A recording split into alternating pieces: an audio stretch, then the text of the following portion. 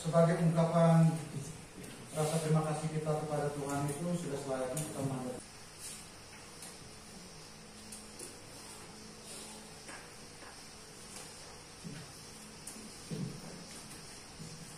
Kira-kira hari ini siapa yang tidak hadir? Coba lihat teman-temannya. Hadir semua ya? Iya, lengkap. Oke. Baik, untuk pelajaran kita hari ini itu kita akan membahas tentang sesuatu yang masih berkaitan dengan materi kemarin. Kalau kemarin kita tentang ketahanan pangan, yang paling terakhir ya, tadi kemarin tentang ketahanan pangan. Hari ini kita akan membahas tentang sesuatu yang masih berkaitan dengan pangan. Kira-kira pangan itu difungsikan untuk apa? Ya? Siapa? Ya, kalau rame-rame pasti semua bisa. Satu orang. Kira-kira pangan itu untuk apa sih? Manfaat dari pangan itu untuk apa?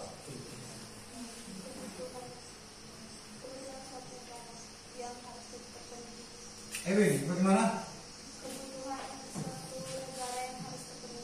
Kebutuhan suatu negara yang harus dipenuhi. Kebutuhan iya, kebutuhan pokok dari manusia, makhluk yang bernama manusia.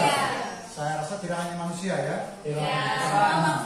Cuma makhluk hidup, yang namanya makhluk hidup pasti dia membutuhkan makanan.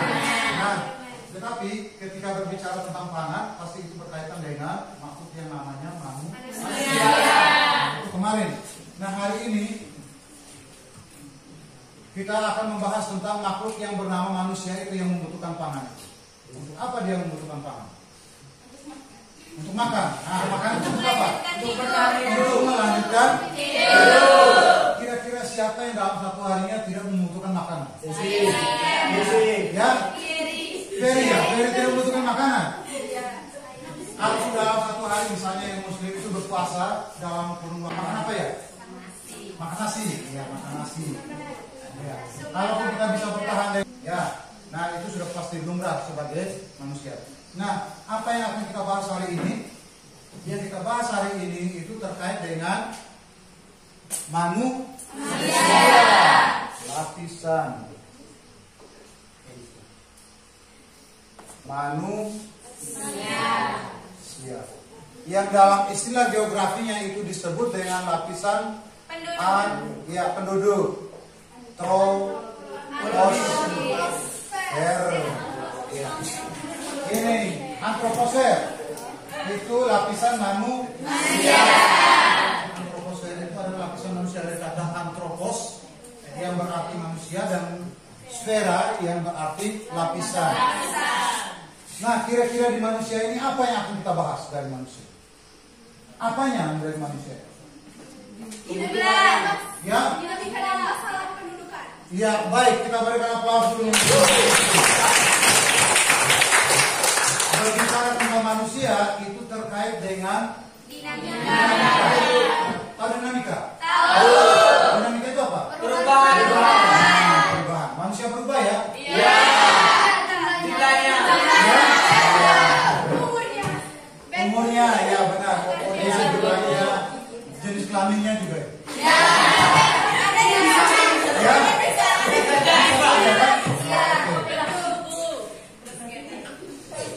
Kita masuk ke dalam ini ya, dinamika penduduk ya. Sudah siap ya? Sudah siap. Kita membahas tentang manusia.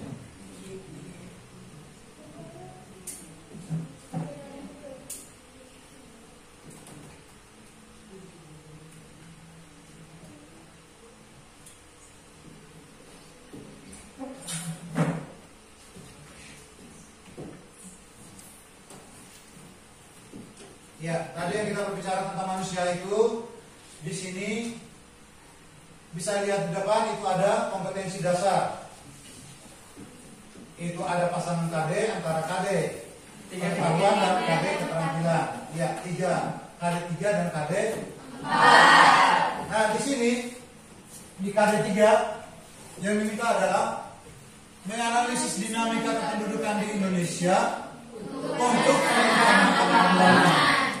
Sedangkan yang KD4-nya adalah menyajikan data kependudukan dalam bentuk peta, tabel, grafik, dan laporan.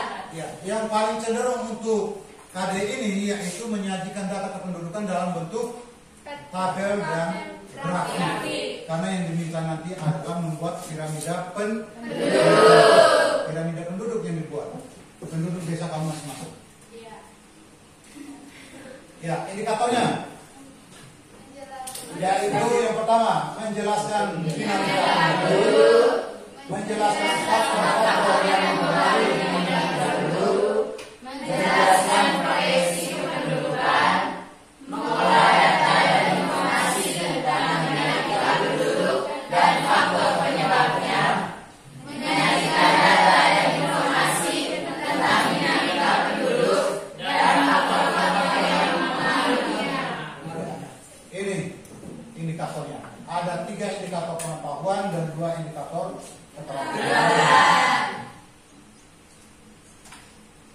Tujuan pembelajaran yaitu dengan model pembelajaran berbasis masalah atau PBL, pendekatan saintifik serta didik diharap dapat menjelaskan dinamika penduduk, faktor yang mempengaruhi dinamika penduduk dan proyeksi pendudukan dengan menggali berbagai sumber informasi dan menyajikannya secara baik dan benar dan penuh rasa kritis, kerjasama dan bertanggung jawab.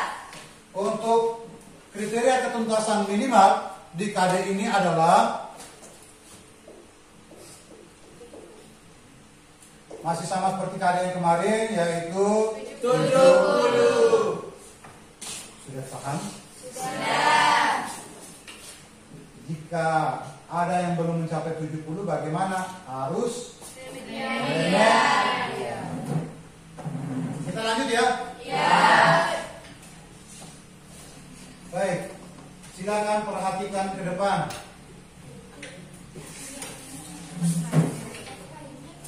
Ini masalah yang sering terjadi ya? Iya. Masalah atau tidak? Masalah. Siapa yang mengatakan bahwa gambar di depan itu masalah? Ya, 1, 2, hanya 2 orang, 1 laki-laki, 1 perempuan, 3, 4 orang yang bergaul dominan perempuan ini. Baik, saya minta pendapat dari Indah. Pendapat dari Indah tadi Indah angkat tangan. Kira-kira menurut Indah, gambar di depan antara gambar 1 dan gambar 2 itu, terserah kamu pilih satunya yang pakai tas atau satunya ada paduka. Kira-kira yang di depan 2 gambar itu masalahnya apa?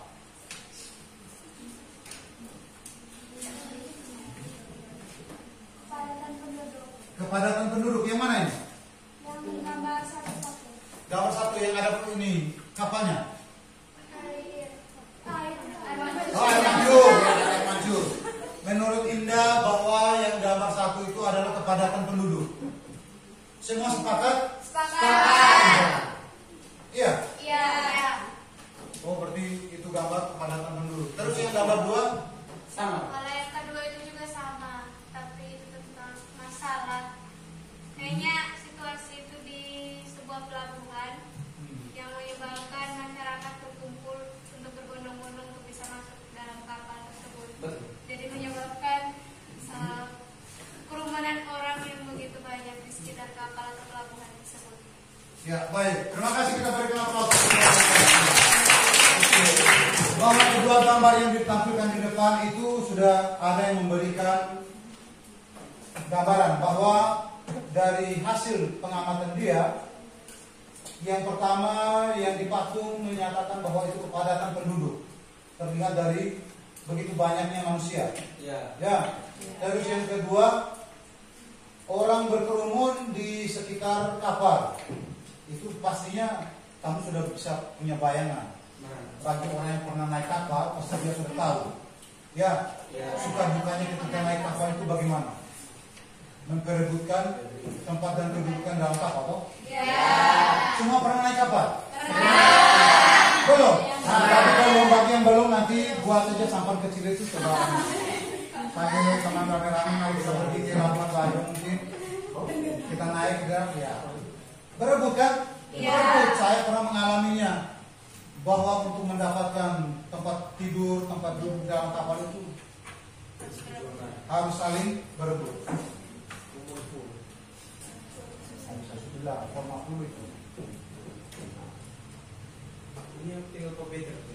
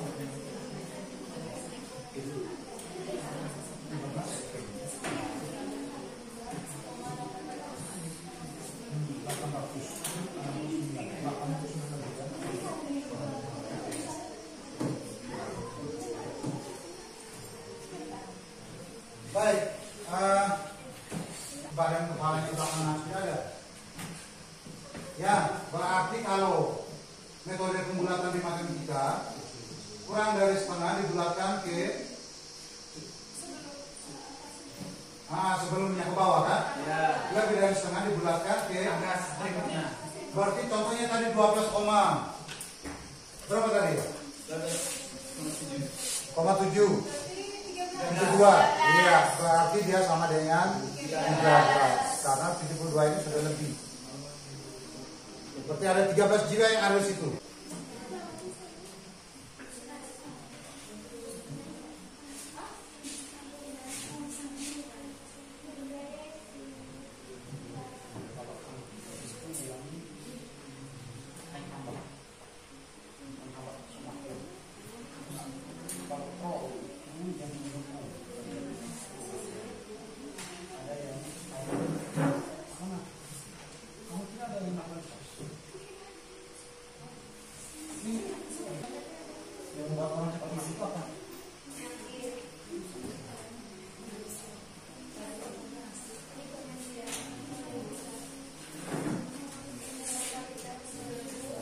Ya, di situ ada saya gunakan istilah anti ya, pro dan misalnya pro natalitas dan anti.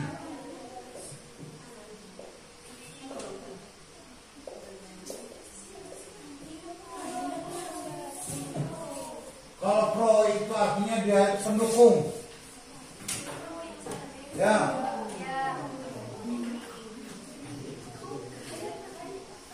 Kalau yang anti ini adalah penghambat.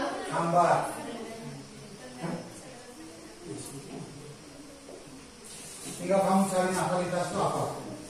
Mortalitas itu apa? Migrasi itu apa? Ini adalah hal-hal yang berkaitan dengan kamu yang kerja.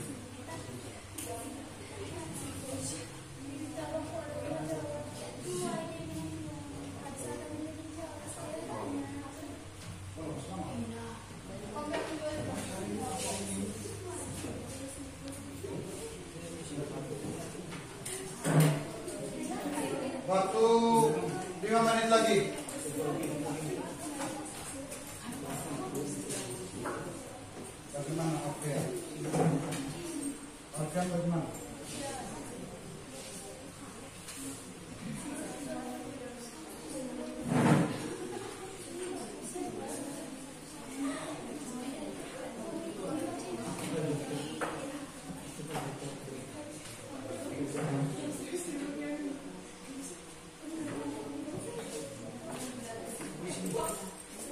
Apa sudah?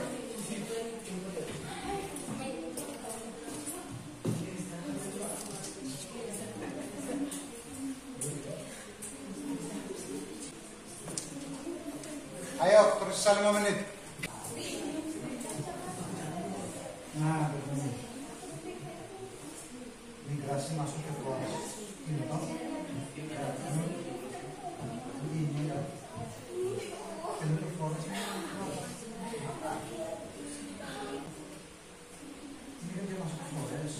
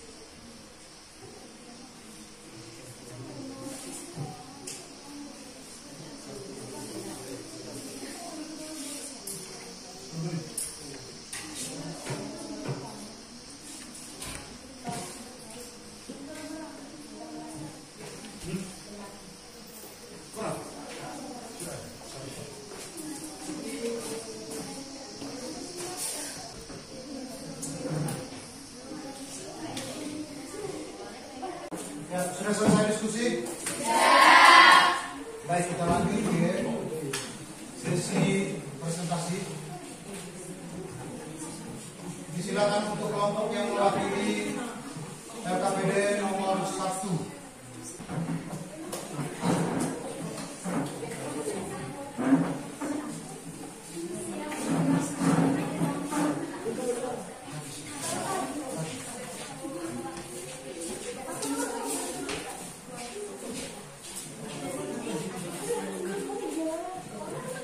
Selamat pagi Pak, selamat pagi teman-teman semua. Selamat pagi.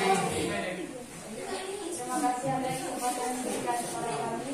Kami dari kelompok 1 akan mempresentasikan hasil diskusi dari kelompok kami. Pada pembaca satu silakan. Nomor 1, identifikasikanlah faktor pendorong kelahiran atau pronatalitas dan faktor penghambat atau antinatalitas dalam tabel di bawah ini. 1. Faktor pendorong atau pronatalitas. Faktor pendorongnya: 1. Pandangan masyarakat, banyak anak, banyak rezeki. 2. Anak menjadi harapan bagi orang tua sebagai pencari nafkah. 3. Anak merupakan penentu status sosial. 4. Anak merupakan penerus keturunan, terutama anak laki-laki. Yang kedua, faktor penghambatnya. 1. Pelaksanaan program keluarga berencana. 2. Penundaan usia perkawinan dengan alasan menyelesaikan pendidikan. 3. Semakin banyak wanita karir. 4. Kondisi keuangan dan lingkungan yang kurang mendukung. 5. Kemudahan akses untuk mendapatkan dan menggunakan alat kontrasepsi. 6. Lingkungan dengan gaya hidup yang kurang mendukung.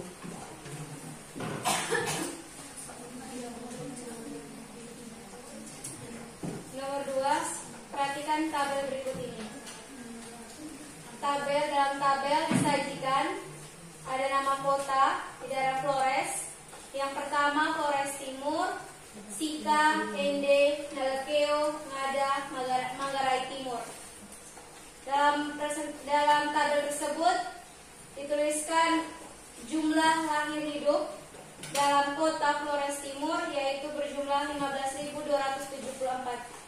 Kemudian jumlah penduduk 876.883 dan jumlah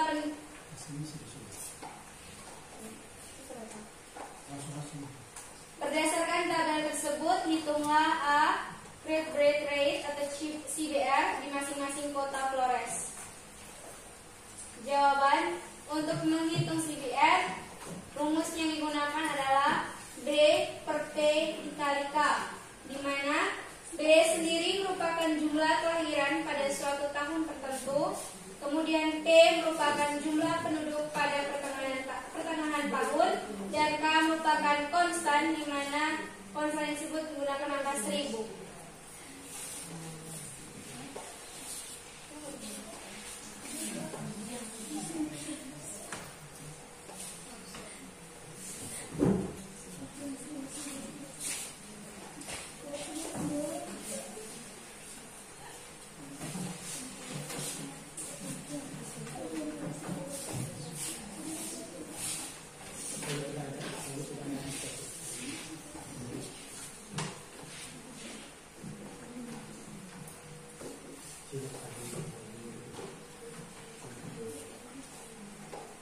Jadi dalam tabel tersebut disajikan beberapa kota. Jadi kita hitung mulai dari awal, yaitu Flores Timur.